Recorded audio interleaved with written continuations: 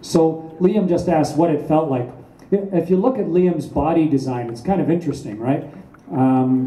His heart is right in here. You know, it's different than a lot of other animals. His heart's in here, and most of his important, fragile stuff is inside the rib cage, protected by bone. You know, the internal organs and all those pumps and filters that we need to keep alive. But for some reason, the brain is way up here.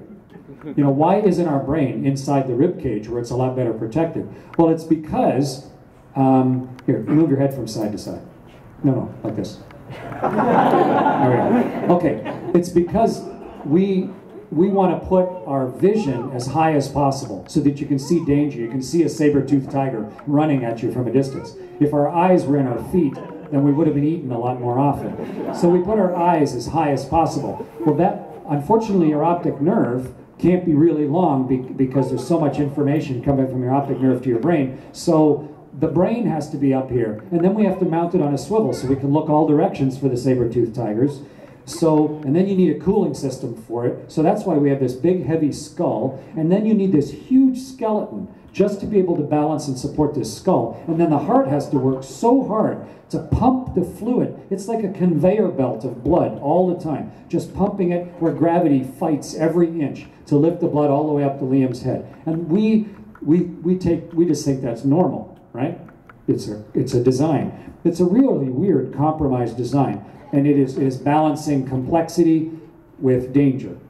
Well, when you first get into space, of course, there are no saber-toothed tigers, and your heart doesn't have to lift your blood anywhere, and in fact, your head's never on top because you're floating all the time. And so your body goes incredibly lazy.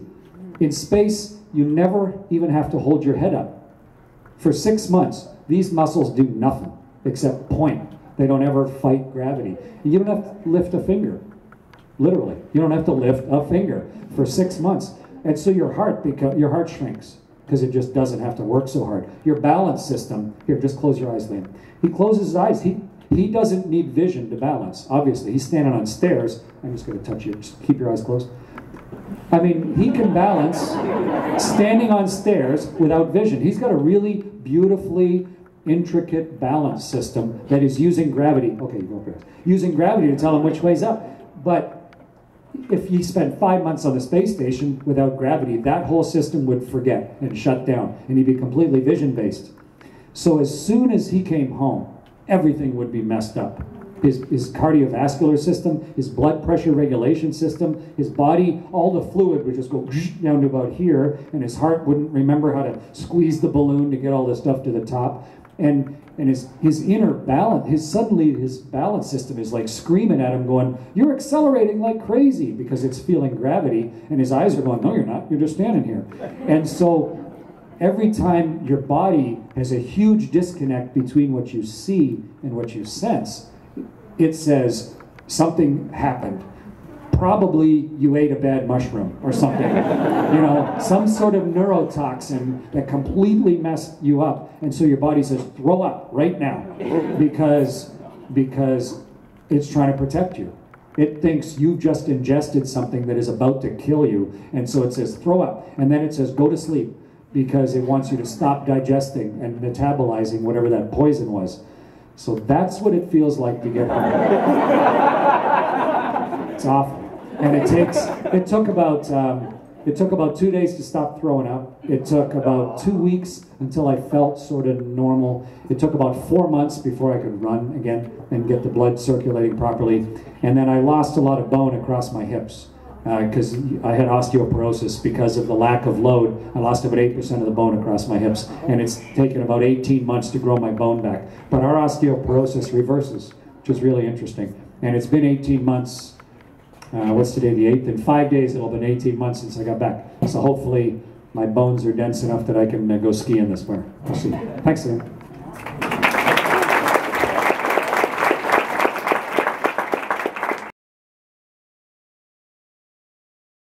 Said, wow, there's a lot of stress and complexity. You just curl up in the fetal position and cry, right? But instead it's like we break it into the next thing. Like, you know, there's a sign on the wall of the space station. Someone wrote there with grease pencil that says, "There is nothing more important than what you are doing right now." And it's really worth thinking about that. Stuff in the past doesn't matter, and stuff an hour from now is just theoretical. The only thing that really matters is what you're doing right now. So that's one way to deal with it. You know, if tomorrow you have to give a speech in front of the United Nations, you could be nervous about it right now, but that doesn't really help, right? Nothing more important than what you're doing right now. And so we actually have a saying in the astronaut office all the time that we use, which is, what's the next thing that's going to kill me? And in a cockpit on the rocket ship, about once every 2 minutes, or more often, someone in the crew, when there's a quiet moment, will say, okay, what's the next thing that's going to kill us? And it's a wonderful way to focus, because it's not so much what you pay attention to, it's what you ignore that matters. Because if you let the tumult and the distraction of everything around you you'll just be buried in it. But if you say, okay, well, the actual next thing that's going to kill us is staging of the solid rockets. That's in 41 seconds. Okay, let's talk about it. This is what it's going to look like. These are the normal lights. These are the off nominal indications. Here's the buttons where we can manually have to lift these, push these, enable and push these, get rid of those. This is what we're going to do if they don't jettison. Here's the page number everyone's going to turn to. Okay, anybody have any questions? We all ready? Okay, here we go. Nope. Good. Okay, what's the next thing that's going to kill us? And that's how we do everything for 6 months. And so the real key is not letting the enormity of the stuff that you can't control overwhelm you, but focus, become competent on the things that matter so that it gives you a confidence, and then actually pay attention to the stuff that matters, you know, and not get all worried about stuff that you can't control anyway. The world is bright. And so if you look outside most of the time, the world is bright enough that it shrinks your eyeballs down so that they can't, just like daytime here, right? The stars are still there during the day. It's just your eyes are shrunk so you can't see them. And the station goes around the world so fast that by the time you drive into night, you're only going to get maybe 25 minutes or 30 minutes of nighttime, and then you're back in the day again. So what do? You shut off all the lights in the spaceship and wait for 10 minutes for your eyes to adjust. So then you go over and then you get 10 minutes of night and then you hit dawn again. And nobody else in the spaceship likes it if you shut off all the lights in the spaceship.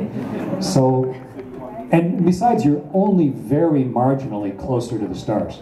So your perspective of the stars is hardly different at all. It's your perspective of the world that's hugely different. So once in a while we look at the stars, but mostly we just look at Earth because it's so cool.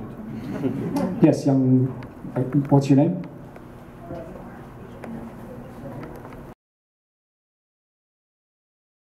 Spaceship, how long do you have to exercise? It's a good question. We don't really know the answer, because it would probably be best if you exercised all the time, but then you wouldn't get any science done. And then early on, we didn't do any exercise at all, but then people came back really sick.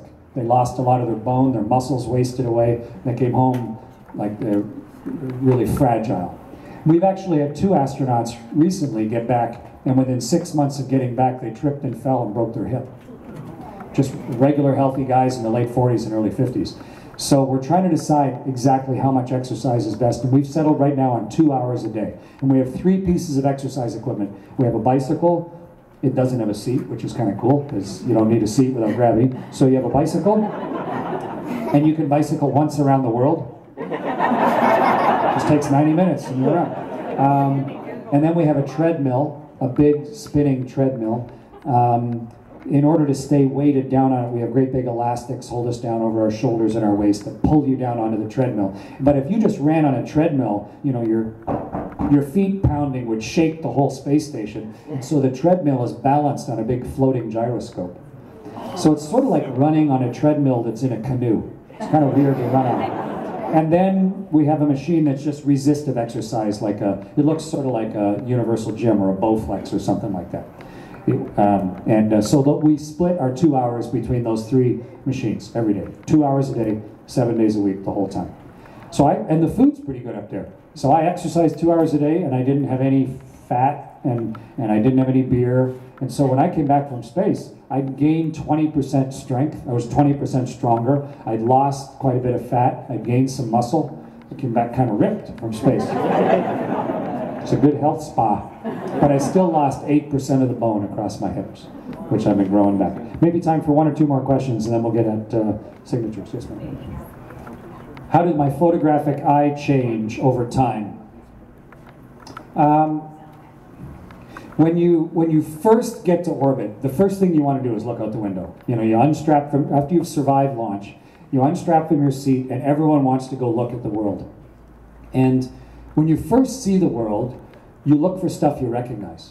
You know, you look, wow, there's, the first thing you see is England launching out of Florida. Look, there's London, England, cool. You can see, look, there's Swansea and on the left side, and Cardiff, and you can see Southampton, and cool, look, there's Paris, I can see Paris. And you look for the big stuff that you know. Or the first time you come across the States, it's like, you want to grab someone else and point out places that you've been. You know, it's like, who cares? But that's the natural human reaction. Hey, look, that's where I went to school, right there. That's where I went to school. And that everyone does that.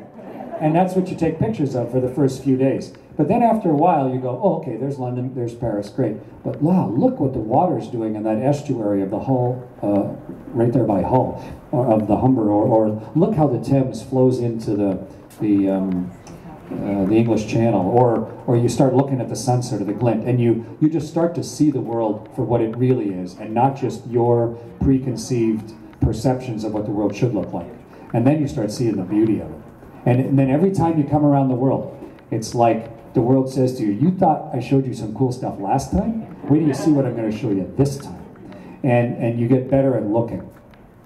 It's like if you came into this bookstore with a camera and someone had said, take 20 pictures, and you went around and took 20 pictures. But then if you spent a month in this bookstore, and then someone said, take 20 pictures of cool stuff in the bookstore, your pictures would be entirely different. You wouldn't even recognize it as the same bookstore, even though it's just you and a camera, just because you know the innuendos and intricacies of the place.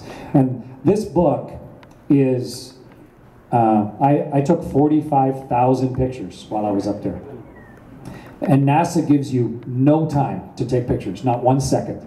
But every chance you get, you know, you're looking at your clock and, hey, I got a couple minutes. So you float into that cupola, the big hot tub of a glass bottom, and you take a bunch of pictures wherever you are, you know. And you might have set your alarm because you wanted to get a picture of, say, Uluru, you know, Ayers Rock in Australia. So you set your alarm, the alarm goes off, you go, why is my alarm going off? Oh yeah, I want to take a picture. You float down, you take some pictures, go across Australia, and then you got to get back to work. So you just pull the chip out of the camera and you stick it in your pocket, you zip it up so it doesn't float away, and then you stick a new chip in the camera, and then you get back to work. And that maybe happens 10 or 15 times during the day, that you stole a couple minutes and got a bunch of pictures. And so by the end of the day, you've got the whole world in your pocket. So it's bedtime, and you take the pictures, you stick them in your laptop, and you download them to this filing system, and you put them somewhere so that NASA can come on board during the night and downlink them. And if you have a few minutes, you try and look at some of them. But there's not time. So the majority of the pictures that I took in space, I never saw again. I saw something cool, I went click, click, click, click, and that's the last time I saw it.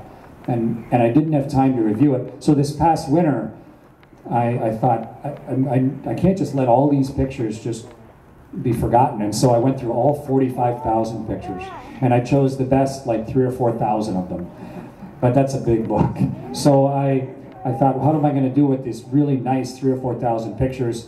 And so I set myself 2 criteria. I wanted to have enough sort of every part of the world, because you don't want to have just pictures of the Bahamas and the outback, because you know those are the most photogenic parts of the world, but it kind of becomes a boring book. So I chose pictures from all parts of the world, and then I said, if Liam and I were going around the world together, if I said, Liam, let's take an hour and a half, and I'm going to show you the world, everything that I know. And you know, hey, look what's coming now. Look back and look at the glint on this river in Brazil.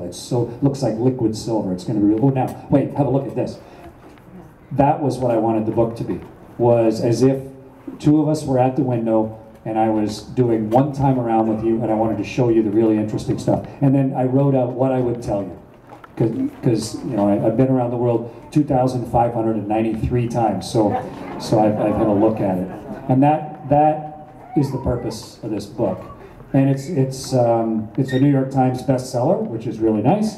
And I don't think, maybe you don't know, but my wife and my profit from the book, we give all of our profits to the Michael J. Fox Foundation, because the pictures belong to everybody. So,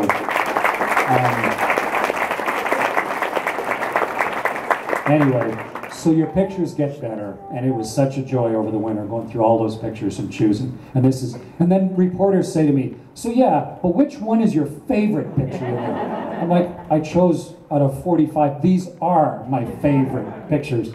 You know, it's like I could see them saying, "Okay, well, this is your favorite picture, but what's your favorite pixel in this picture?" And it's like, give me a break.